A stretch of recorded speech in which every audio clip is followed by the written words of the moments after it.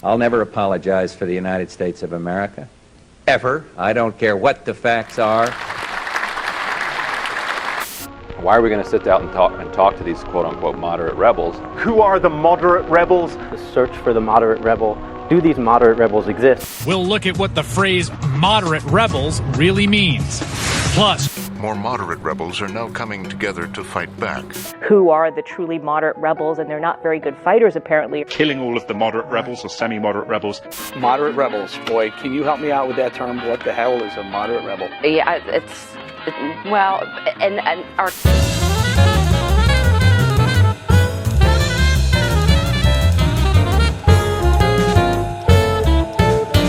Moderate rebels. Welcome to Moderate Rebels. I'm Max Blumenthal with Ben Norton, and that was our NPR-inspired jazz soundtrack. A bit crazier than NPR. Yeah, sort of NPR on bath salts or something. Or bath salt in Arabic. Yeah, bath. That joke was inevitable. And this is the first episode of our podcast, which needed to be done because there aren't enough podcasts, but actually, I think it does need to be done. We've been doing a lot of writing at the Gray Zone Project at Alternet, which is alternet.org/Gray Zone Project, covering the permanent war state and empire and kind of connecting the dots to how it affects our politics back home. And I think there are other journalists who've been doing what we've been doing for a long time, but I do think that we are filling a void, especially in progressive media and especially in the Trump era, when progressive media and mainstream media sort of seem to be kind of in line in a way I've never seen before, in a very disturbing way. Absolutely. I mean, as Max said, there's, of course, a bipartisan consensus, and this has been really underscored in the so-called Democratic resistance, where the only time ostensibly progressive Democrats applaud Trump is when he's bombing the Middle East. We saw this with Syria. We see it even with Yemen and other countries.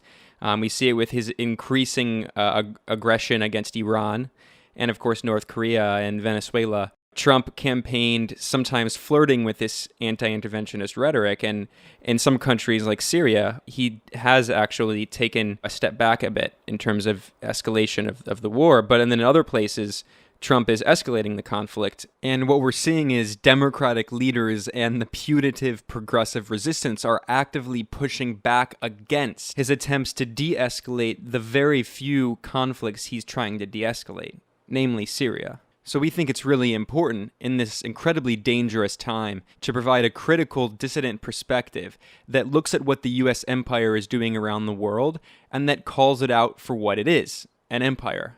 Foreign policy is really frequently a euphemism for U.S. imperialism. The U.S. has the largest empire ever constructed in history, with 800 foreign military bases, 96% of the world's foreign military bases, and more than 15,000 military personnel in more than 150 countries. This is an enormous empire, and with this podcast, we're really going to try to call it out for what it is, and to really highlight a lot of these issues that are largely ignored by mainstream corporate media. We know there are already 1,000,001 podcasts out there, but we hope that we're filling an important void politically and also, of course, journalistically.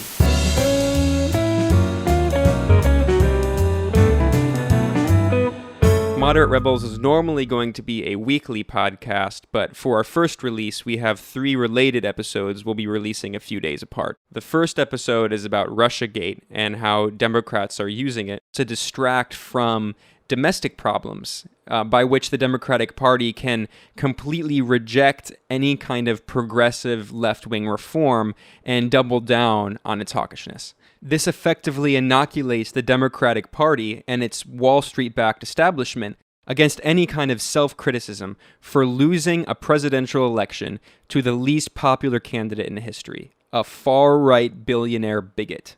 The second episode is about the CIA program arming and training rebels in Syria, in which the U.S. and its allies spent billions of dollars essentially strengthening and fueling Al-Qaeda, ISIS, and other extremist groups in the country. And the third episode is an interview with the investigative journalist Gareth Porter, who has done extensive reporting on the CIA program in Syria and just what the U.S. and its proxies were doing there. We are, of course, on social media. We're on Twitter at Moderate Radio. And we also have a website, moderaterebelsradio.com, where we have show notes from every single episode where we'll include links to the articles we discuss and other things for those who want to do more research. So enough with the intro. Here's the show.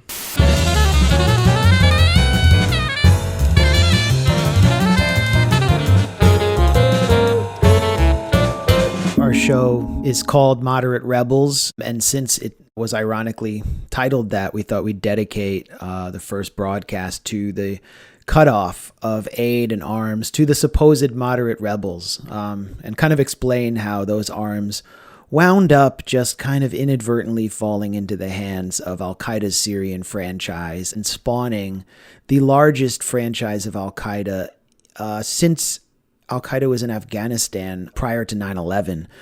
You know, and Ben, you raised an interesting point, which is that the idiot liberals, or what I like to call the idlibs, they do really celebrate Trump whenever he expands empire, whenever he launches cruise missiles at a country that isn't sufficiently compliant with American foreign policy demands, which we saw in Syria. Alexander Coburn used to call them cruise missile liberals. Yeah, the cruise missile liberals, but we're going to call them the idlibs. And, you know, this week, the idlibs, not only did they get upset, I mean, you saw everyone from Nicholas Kristof to Max Boot, who's more of a neocon, or just, you know, this chicken hawk warmonger, freak out about the cutoff of the CIA program to arm Syrian rebels. You know, it was a very pro-Al-Qaeda freak out. But then you also saw a sort of a celebration of extremely harsh and aggressive sanctions on Russia, which triggered an escalation, diplomatic escalation by Russia, sanctions basically ejecting 755 American diplomatic officials or employees from, you know, consular installations in Russia. We're just kind of heading into the abyss here. And this was all the result, in my opinion, of kind of domestic political hysteria. It really feels like we're walking on a knife's edge right now. Russia is the only country in the world that has the capacity to reach us with nuclear weapons and incinerate us. I don't think they have any intention of doing that, but it should, you know, it's something to consider, something to be cautious about. And it does appear that we are entering into a new Cold War that has been driven largely by the partisan hysteria that erupted after the surprise election of Donald Trump. And of course, NATO and the U.S. Have been increasing aggression against Russia for some time. NATO currently has thousands of troops on Russia's borders, but this is a unique development. I mean, every administration, regardless of party, takes a very antagonistic stance toward Russia, but the Democratic Party is intentionally inflaming relations between the countries for domestic political gain, risking a viciously violent war or proxy conflicts that lead to countless deaths in order to score points domestically when they should be hitting Trump where his real problems are, his extreme bigotry, his blatantly anti-Muslim and anti-immigrant xenophobia, his ridiculous, almost comical corruption, the fact that we have a billionaire president whose administration is filled to the brim with former Goldman Sachs apparatchiks, or the fact that he's fulfilling a lifelong Republican dream of dismantling the Environmental Protection Agency, giving corporations free rein to destroy the planet for profit. But instead of hitting Trump where it matters and dealing with these critical internal issues, the Democratic Party leadership is focusing laser-like on Russia, accusing anyone who doesn't toe the line of being a Kremlin shill and ultimately risking a violent conflict with another nuclear-armed superpower. And there are obviously interests, some of which are connected to the Democratic Party, some of which sort of reflect the bipartisan consensus around empire, which you could describe as a permanent war state behind that are stimulating the Democratic opposition with leaks and there are so many interests behind this, but obviously one of the main ones, or at least the face of Russia hysteria, is the Democratic Party establishment. So I went on Tucker Carlson to make pretty much the same points you just made, which is that the Democratic establishment is, using Russia scandal mongering and making these accusations of collusion and driving us, into a new Cold War for political convenience, because it's an easy way of attacking Trump without having to do anything progressive or put forward a genuinely progressive agenda that would center around something like single payer healthcare, which is really controversial within the Democratic Party when so many Democrats are taking money from the pharmaceutical and healthcare industry. Even though a majority of Americans, regardless of political affiliation, including many Republicans, support single payer. Right. Well, it's extremely popular, and you look at what happened in California, but let's not get sidetracked. I went on Tucker Carlson because he had been taking the fight to the neocons. I definitely don't agree with his politics on immigration, and on a host of other issues. But I'm not going to sit in a corner and talk to myself. And that's pretty much what I would have been relegated to doing if I had tried to get on Chris Hayes or Rachel Maddow or, Jake Tapper, who's is basically a State Department marionette who spends his entire show pushing regime change on either Venezuela, North Korea, or Syria every day. So I got a chance to say what I thought about Russiagate, or what you could call Russia hate, and the way that the Democrats are exploiting it and the long-term damage it will do to this country and to the world. And I think I made my point pretty well. I made it well enough to get Peter Beinart to respond to me. And for years, Peter Beinart, sort of the liberal Democratic pundit and really the gatekeeper of liberal Zionism. He sort of almost supplanted Jeffrey Goldberg in that role. He had never acknowledged my work on Israel-Palestine. He would never directly address the work of the Palestinian journalist and public intellectual Ali Abunimah. He just would never address anyone to his left. And it was mainly because we were never granted a kind of national platform. And Tucker has sort of started bringing people in who had been denied a voice in mainstream media. And so Beinart obviously was irritated by this. He was especially irritated by the fact that I called into question the attribution of the DNC hacks to the Russian government, to Russia's FSB and GRU, the military intelligence agency. And he wrote a column in The Atlantic attacking me and Glenn Greenwald as Trump's left-wing defenders. I don't know if he came up with that headline, but it didn't match the content. It was an idiotic headline. Which is also surprisingly similar to a piece last year by Jamie Kirchick, a neocon warmonger that he published in the Daily Beast, libeling a dozen left-wing writers and intellectuals, including a former Princeton professor, Stephen Cohen, as supposed Trump supporters. And this is a part of a longer trend. I can never really read Kirchick. It's so feverish and boring. It's like these 20,000 word screeds that could have been written from like solitary confinement inside the American Enterprise Institute. And like responding to it just feels about as pointless as responding to the little like mouse that crawls out from under my stove every night. And I kind of like stomp my foot on the floor and the mouse runs away. So, but Beinart, I think, it's worth kind of responding to and addressing his arguments. And, it's also just funny to me that he finally decided to acknowledge someone to his left. And I think it's because they're losing control of the debate. The resistance bunker is really getting much, much smaller and a little bit more hysterical these days.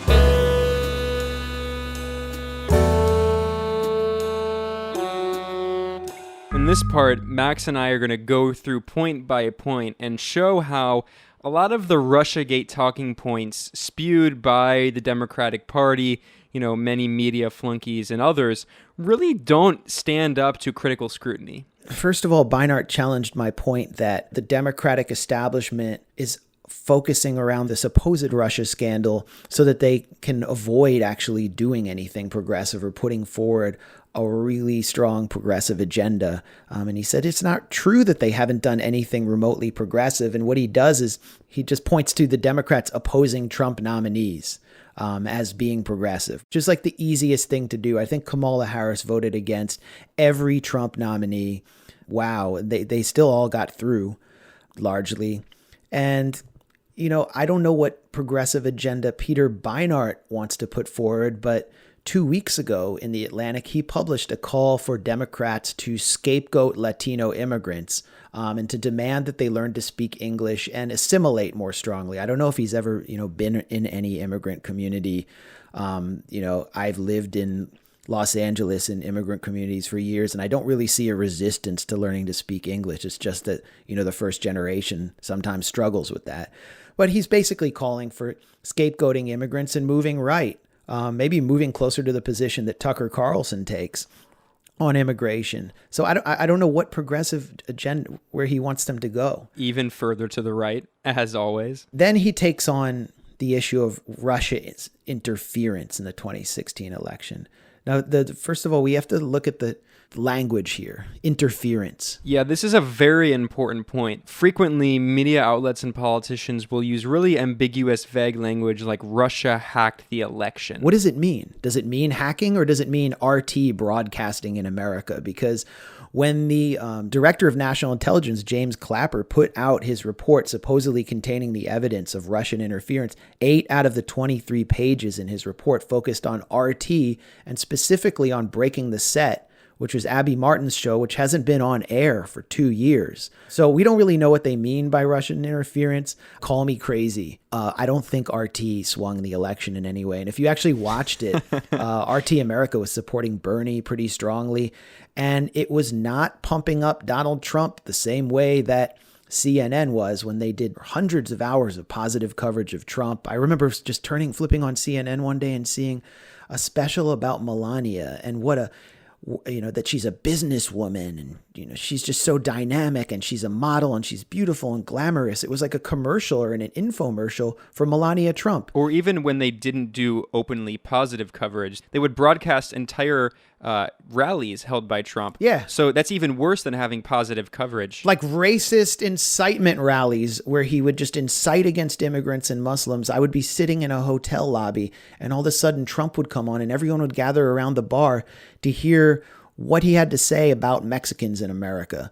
And it would just be broadcast without commercials, unexpurgated. I'd never seen anything like that. So I didn't see RT doing that. As multimillionaire CBS CEO Les Moonves infamously put it, Trump's campaign might be bad for America, but it's damn good for CBS. Very profitable. But really the issue for Beinart is the hacks.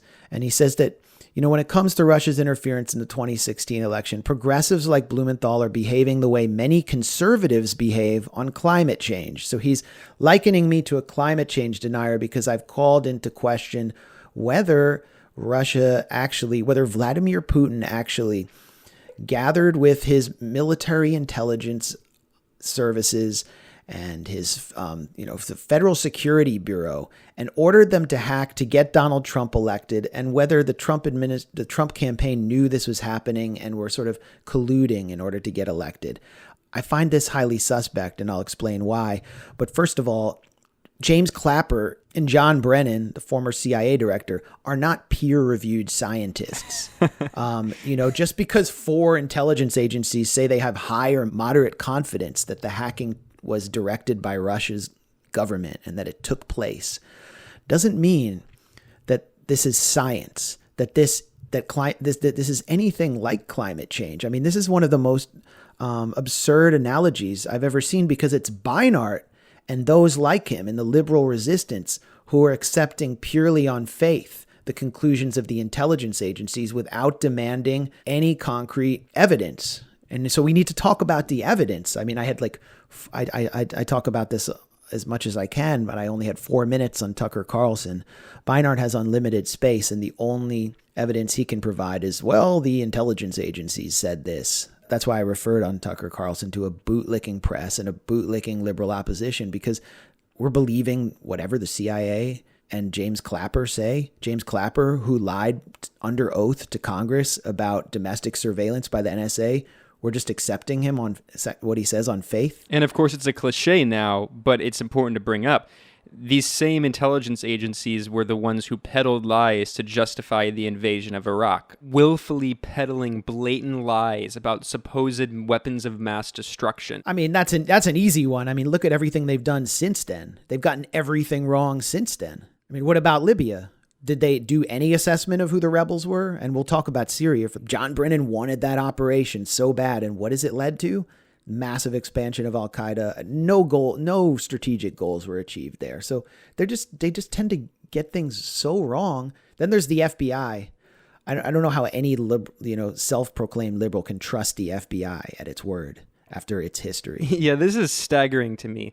I mean, clearly, many liberals don't like socialists and the revolutionary left, but the FBI has a decades-long history that is well documented of not just arresting and surveilling and oppressing civil rights activists and revolutionary leftists. The FBI has been involved in numerous assassinations of Americans, most notably of Fred Hampton, the chairman of the Chicago Black Panther Party. But the FBI was also heavily surveilling and even blackmailing Martin Luther King Jr., sending him threats and telling him he needed to kill himself, calling him a disgusting, filthy animal. And we now know today, thanks to Freedom of Information Act requests, that the FBI is surveilling and monitoring Black Lives Matter activists, just as it did with the Occupy Wall Street movement. But let's talk about the intelligence agencies. They didn't even make the attribution, or what's known as the intelligence community. Like they're these Mensa members who are wise men who go in the woods and they consult the oracle and gain the truth. The attribution of the hack of the DNC was made by a private for-profit cybersecurity firm called CrowdStrike, and it made the attribution within 24 hours. It made the attribution in a single blog post that was accompanied by storytelling style graphics. CrowdStrike is headed by someone named Dmitry Alperovitch, who is known for excellent marketing techniques, excellent public relations techniques, but is not particularly known for getting it right when it comes to attributing hacks to foreign governments. Alperovitch and CrowdStrike invented two Russian hacking crews called Fancy Bear and Cozy Bear, which are supposedly attached to APT 28 and 29, which are supposedly the FSB and the Russian GRU. So they basically made up these names so they could market the report. There's no other reason they did that. A few months after issuing this report, they issued another report claiming that Russia hacked into the app that's used to guide Ukrainian artillery in eastern Ukraine in the war against Russian separatists. This was totally false. It was retracted. The Ukrainian military itself said that this had not taken place. Voice of America even reported on this bungled report by CrowdStrike. But as a result of the publicity CrowdStrike has gotten around the DNC, it is now valued, as a direct result, it is now valued at $1 billion. The firm is doing incredibly well. It's also important to point out that Dmitry Alperovitch is linked in some ways to key parts of the U.S. national security state. Especially, he's a senior fellow at the Atlantic Council. Yep. For those who don't know, the Atlantic Council is essentially NATO's think tank. Yep. It is funded by NATO. The Atlantic Council gets money from the U.S. government, which it says openly on its website. It's also funded by a slew of U.S. allies, including the UAE, the UK, you go down the list, and thus, predictably, as one might expect, it never fails to provide moral and intellectual justification for every single Western regime change operation, every single military intervention, and never fails to provide some kind of intellectual flax who will go to bat for the U.S. State Department. The fact that Dmitry Alperovitch, the founder of CrowdStrike, is a senior fellow at this unofficial NATO think tank is very significant. Yeah, I'm glad you pointed that out. Now, this raises this calls for actual peer review. I mean, this calls for doing the kind of science that scientists actually do around climate change that Beinart and those who think like him don't want to do on hacking. They just want to browbeat all the skeptics who actually want to look at the evidence. I called up Jeffrey Carr, and I'm going to publish, my interview with him and his comments in the coming days. Jeffrey Carr is a cybersecurity consultant. He's worked with companies that were facing hacking attempts. And one of the reasons that he's able to speak candidly, and he's one of the few people who can issue skepticism about these kind of shabby reports by groups like CrowdStrike, is because he's not looking for work anymore with these firms or with the companies that these firms are working with. So he doesn't have to play the game. And Jeffrey Carr said, and this is like almost a direct quote from him, when a for-profit company like CrowdStrike publishes a report, there should be a peer review by other companies. Forensics isn't black and white. Other companies would come up with different results, and we've seen that over time. You can continue your forensics until the customer says stop because of the cost. And so and that's what happened with the DNC. In every other profession, there's peer review. It's considered a professional requirement. Nobody can do the evidence. Nobody can approve or reject the reports. If you don't have to do peer review and defend your conclusion, who's going to voluntarily do it? And, there was no peer review around the DNC hacks. This is actually especially incredible when you consider that Jay Johnson, the former Department of Homeland Security director, James Comey, the former director of the FBI, admitted before Congress that they never examined the DNC server. And in fact, the DNC has rebuffed efforts by the FBI to do so. So only CrowdStrike has seen it. The intelligence agencies with their high or moderate confidence have not seen the DNC server. And very few journalists have gone to the DNC to ask why. This is a key point that is almost never conceded by Russiagate fanatics. Again, this is incredibly important. The FBI never actually investigated the DNC servers. Here's Jeffrey Carr. What Jeffrey Carr told me, the FBI should have had access to that server. It's ridiculous that they didn't. The DNC said no, and I don't know why. I don't understand that. I don't think any journalist has tried to get an answer to that, especially considering the uproar generated by that report. Nobody in the government saw that server. That's mind-blowing to me. This is Carr continuing to talk, and I'm kind of paraphrasing him. You can't just simply attribute malware to a foreign government, because if it gets implanted in someone's server, it can be then reverse engineered and used by whoever gained access to it. And it may contain some of the same characteristics of the original malware. For example, Cyrillic figures. So it requires human intelligence and signals intelligence. Human intelligence would be what the CIA does. Signals intelligence would be what the NSA does to determine that the malware matched an actual, what's commonly known as an active measure. You might have been able to surveil someone saying, yeah, let's do this. You might have some better intelligence than the dodgy dossier that was produced by, an opposition firm in Washington that, just no one can take seriously. As Carr said, you can't learn who's behind the keyboard, who's driving the car by just looking at the malware. You can only get a description of the vehicle, but you can't get anything about the driver. And this was really apparent 2 days before the election of Emmanuel Macron in France.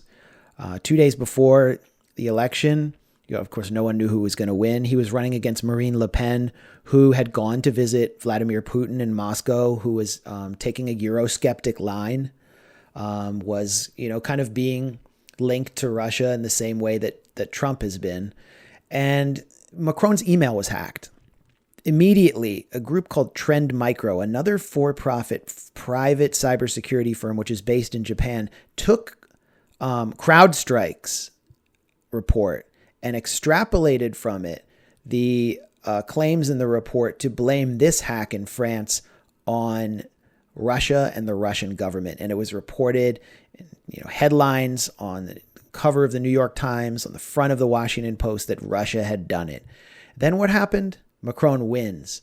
The French government cybersecurity agency examines the server, as our government cybersecurity agencies have refused to do or not done, and they found that, in fact, the Russian government hadn't done the hack. They couldn't determine who had, and that it could have been anyone. And this story was buried in the Associated Press. And that's probably why Peter Beinart made this massive factual error when he stated, what's more, officials in France and Germany say Russia has tried to subvert their elections too. That's just false. It's a total falsehood. The Atlantic should retract it, and I'll ask them to do so when I write about this. This is an important point to underscore too. I mean, this story really was buried. If you Google it and you try to look through the news results, basically the only outlets that covered it were AP and some outlets that either reran the AP Newswire or rewrote it. There was no substantive investigation into the fact that numerous news outlets and politicians had lied for months, claiming that Russia was intervening in France's elections. And then when it's exposed that they were lying the entire time by the head of the French cybersecurity agency overseeing the investigation, you can hear a pin drop. That's real censorship. Yeah, it's just part of the political culture in mainstream media now that you just have to feast on anything related to Russian collusion. And when your story falls apart, you kind of report it on page A14 or issue a clarification, but it's just, you can't acknowledge that there might be another side to the story. You cannot acknowledge any skepticism. And, so therefore, none of what we're talking about has been investigated, but I think it should be the subject of a major investigation because what happened in France actually discredits, in a lot of ways, CrowdStrike's entire case that the Russian government definitely hacked the DNC. I'm going to be agnostic about this.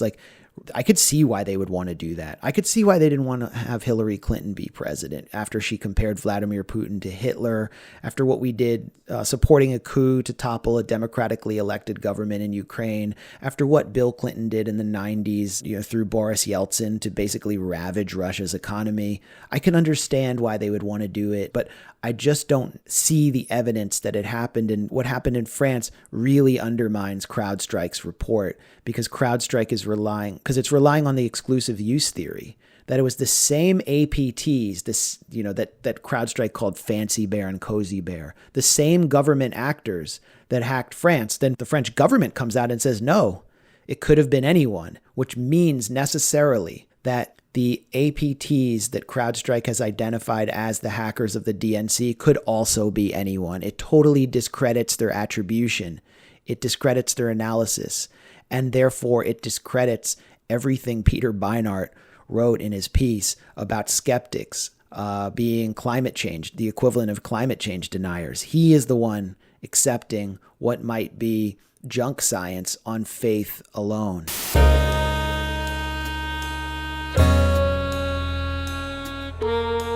Here we're going to draw it out a bit to a wider perspective and look at the bigger picture as to what Russiagate means and what the effects will be in the future. Now, why does this matter? Why do we have to have this argument about the granular details of the hacking? It's because of the long-term political repercussions, which could affect us for the rest of our lives in an extremely negative way. Well, I went on Tucker and I criticized Senator Ben Cardin for referring to this alleged Russian hacking as a political Pearl Harbor.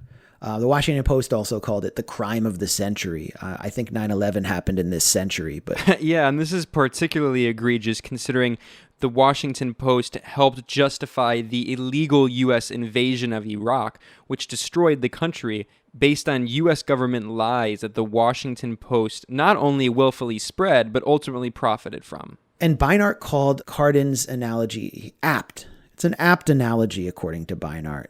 Why is it apt?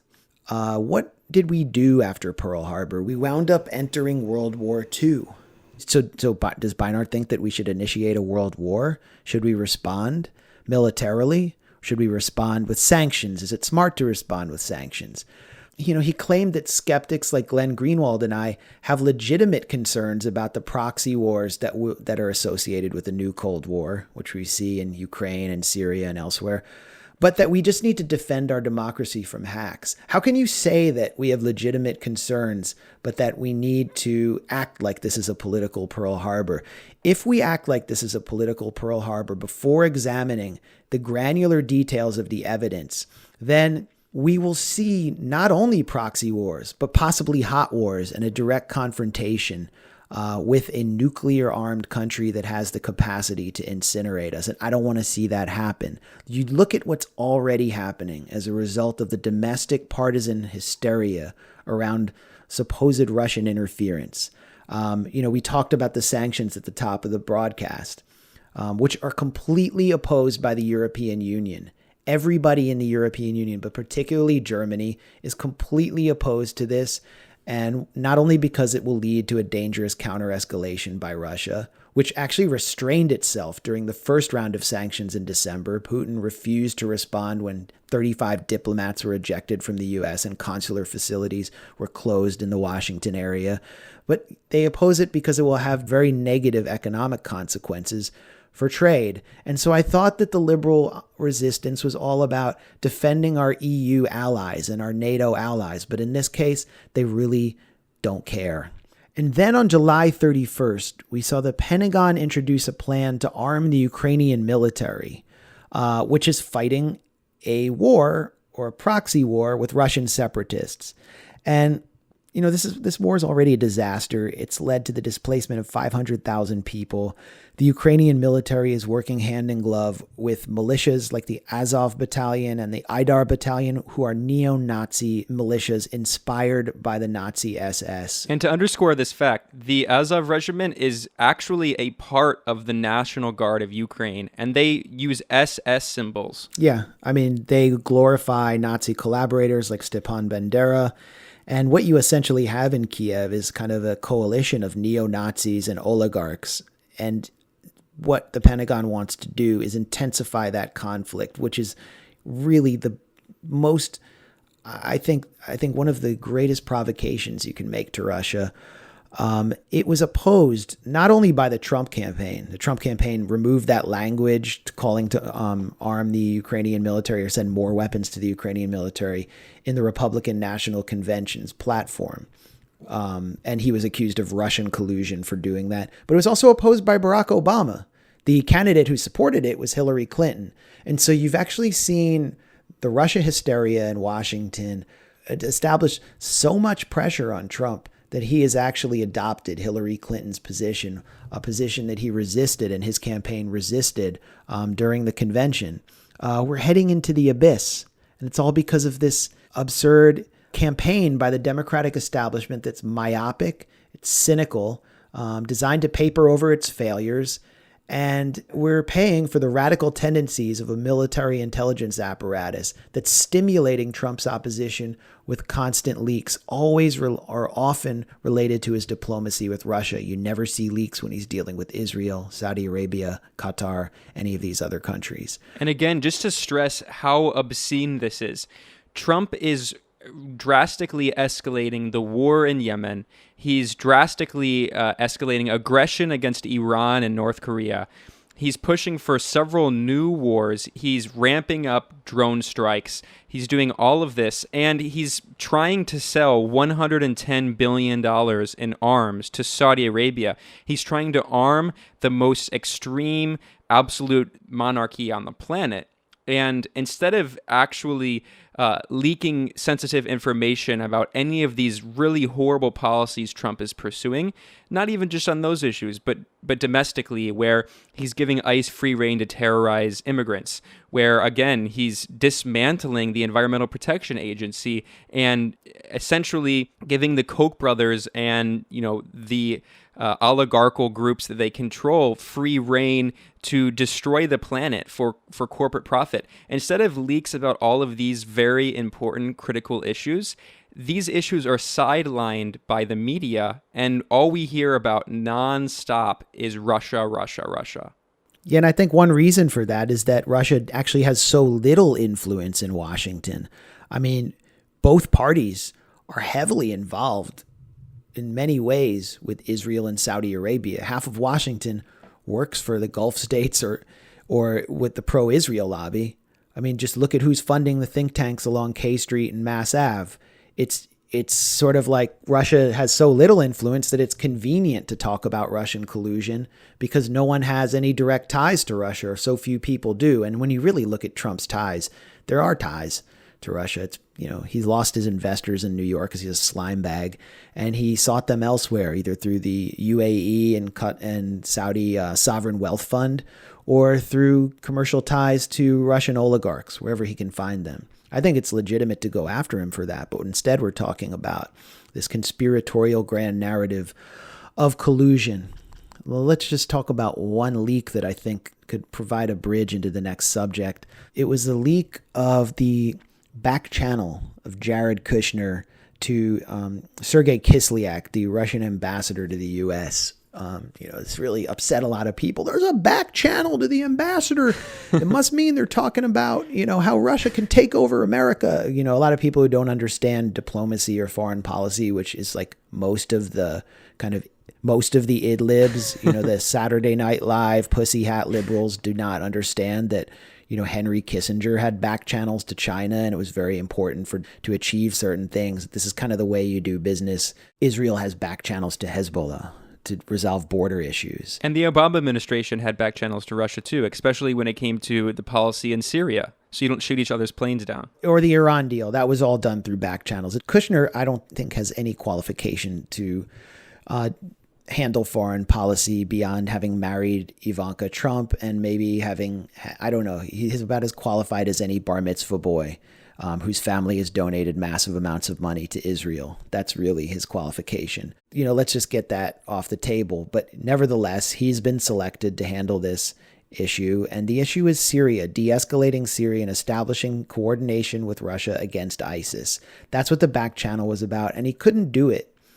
The reason he couldn't do it was because the national security state, the military intelligence apparatus, particularly elements in the Pentagon and the National Security Council, have sabotaged attempts to coordinate with Russia and de-escalate Syria. For example, what we saw in September after John Kerry, with Obama's blessing, negotiated security coordination in Syria with Russia to go after ISIS, joint operations room with Russia. And what happened in the city of Deir ez-Zor in eastern Syria? The Pentagon authorized a bombing that struck the Syrian army, which was holding back an ISIS onslaught against the city. Some 80 soldiers were killed.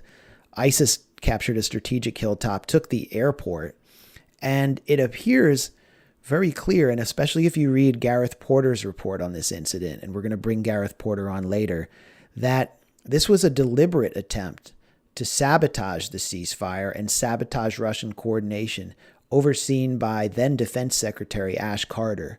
So you have these legitimate fears. That's why you need a back channel.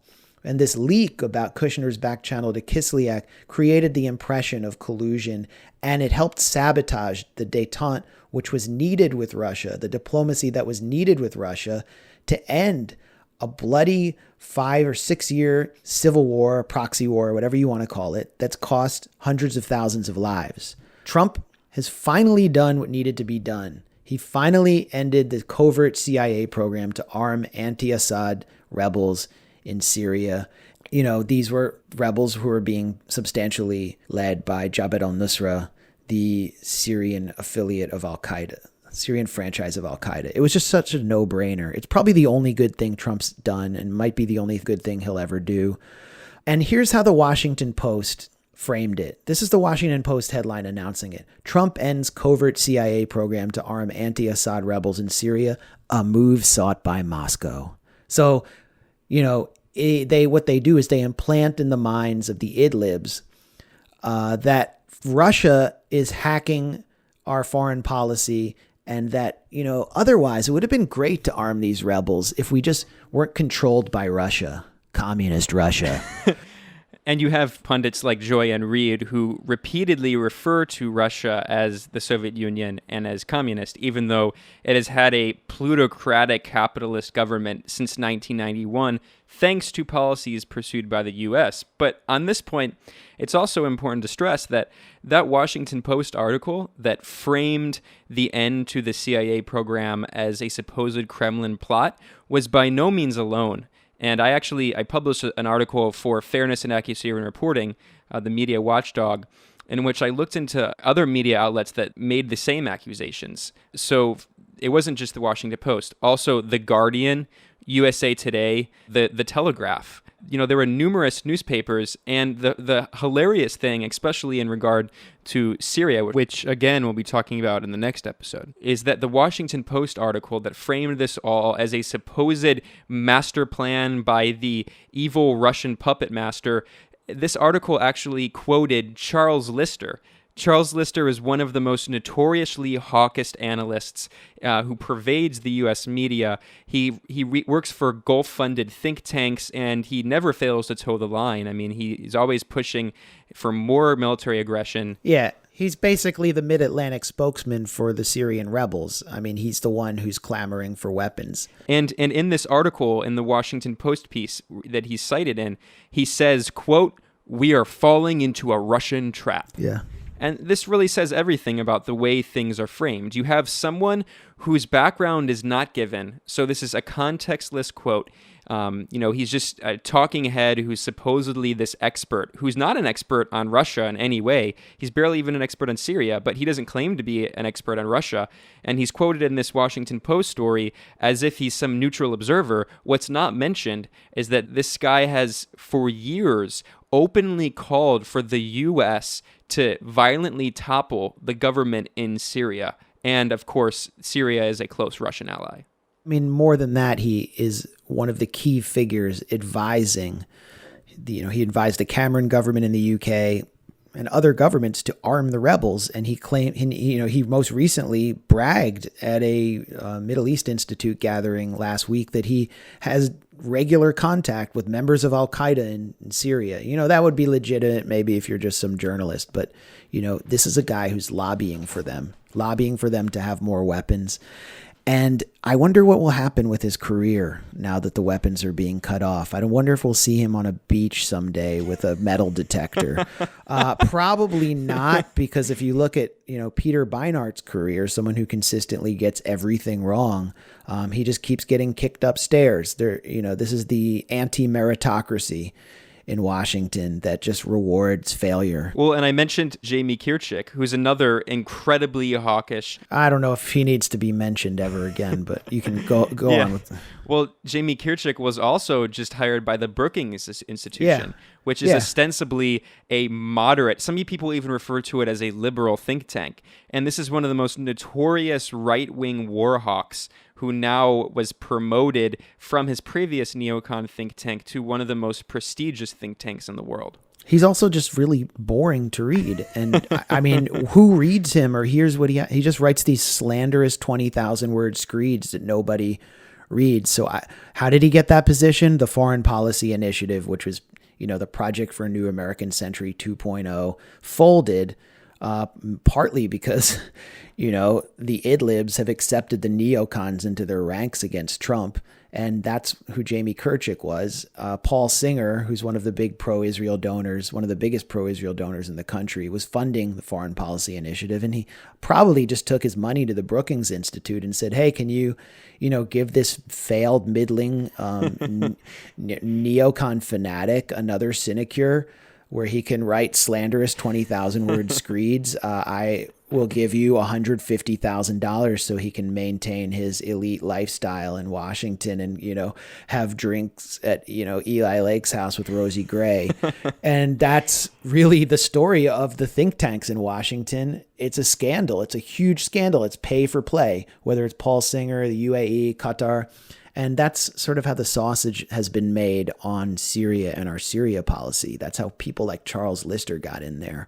We're not going to see Charles Lister, shaving off donor kebab, but he's part of the anti-meritocracy. We're going to talk about that. Oh, I just want to make a brief kind of correction. I said that, Trump hadn't done anything good other than ending these, the CIA program to arm and equip the rebels. But I should also add that his election triggered the resignation of Victoria Nuland from the State Department. So that's also good. But now let's talk about, what was the CIA program to arm the rebels and what was so wrong with it? Yeah, in the next episode, we'll be discussing the history of the CIA program, which is known as Operation Timber Sycamore. We'll talk about many of the media myths around it, and we'll talk about just how disastrous it was. And we'll quote mainstream media reports, establishment think tanks that have all acknowledged how what we've been living through in the past few years is really going to come back to haunt, of course, not just Syrians who have suffered the most, but much of the world for years, if not decades to come, and how Al-Qaeda and ISIS have been the real victors of the war in Syria, even though ISIS, in its formal manifestation appears to be on its last legs, fortunately. Unfortunately, ISIS is certainly not going to be defeated as a political movement for some time to come, it looks like. And we'll be discussing just how the CIA program fueled all of these extremist groups that ironically were used to justify waging the war on terror for these past 16 years. All right, so let's have some frantic NPR jazz. Thanks so much for listening to the first episode of Moderate Rebels. I'm Ben Norton here with Max Blumenthal, and be sure to check out our future episodes. We will be releasing 2 more in the next few days, and then after that we will have a weekly program, and you can find us at moderaterebelsradio.com and also on Twitter at Moderate Radio and on Facebook. Have a good night, or morning, or afternoon, or whatever time of day it is for you.